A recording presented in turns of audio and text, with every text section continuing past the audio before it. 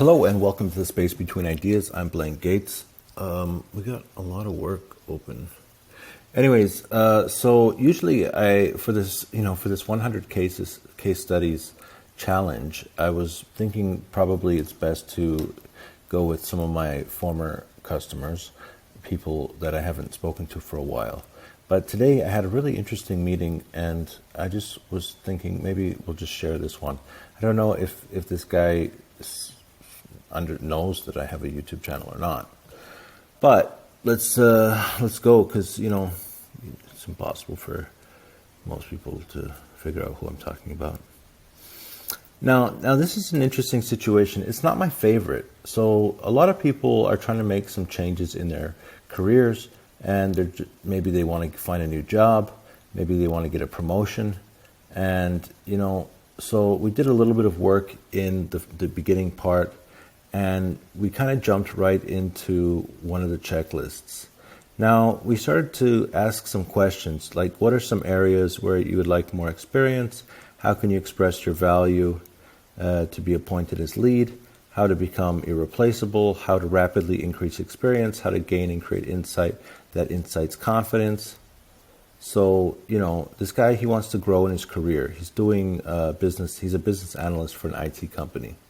So, maybe he needs some training. Maybe there's a problem with market demand. He wants to grow in his experience. He wants to, so he's quite young, but he wants to have a more senior level position. So he says, I'm still below the highest level because I'm not as old and calm as the leads that they are used to. So he's just like, it's my personality that's stopping me from getting that job, to become lead business analyst. Now, all right, so then let's frame that context. So, all right, so scenarios that will help me become a confident and valuable person in charge of a customer-related activity. So let's talk about some strategies, some goals, some strategic goals, overall procedures. Yeah, so, we really had a little bit of a talk here with, like, what are your options? So he could grow within his current company. He can find a position outside of his company. Or then I added this idea. So I was like, you could develop marketing. You could develop a marketing company to find potential customers and refer customers to IT companies. And he was just like, he was not happy about that idea at all. So, we talked about the similarities between these things. We talked about differences. So I can get more experience and more responsibility, but not a huge salary bump. I'm not excited about staying in Ukraine. So this is the guy who's in the Ukraine. He's in the middle of a war, and he's trying to make a better life for himself. Now, just so you know, people who are in Ukraine are actually stuck in Ukraine. He can't actually move outside of Ukraine. And I kept pushing this idea of like, well, you probably need some marketing skills. So today we had another chat, so basically I wanted him to look beyond where he is now. I said, in 10 years from now, where do business analysts go?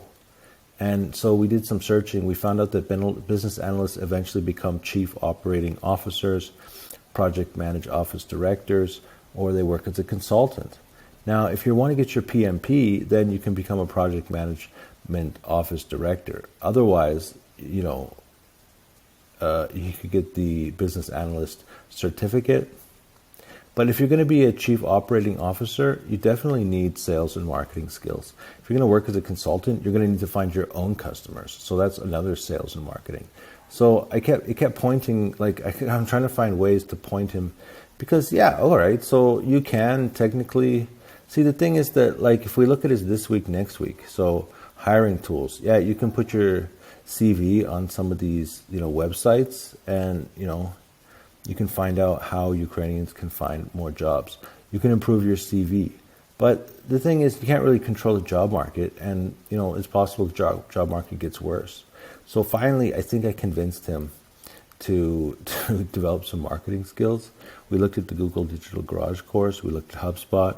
And then also he had another idea of meeting more people that can give him introductions. So I showed him how to use Meetup and to go to some events in Silicon Valley. All right, so this was a real live experience I had with a student today that hopefully leads to some action this week. And then let's see what happens next week.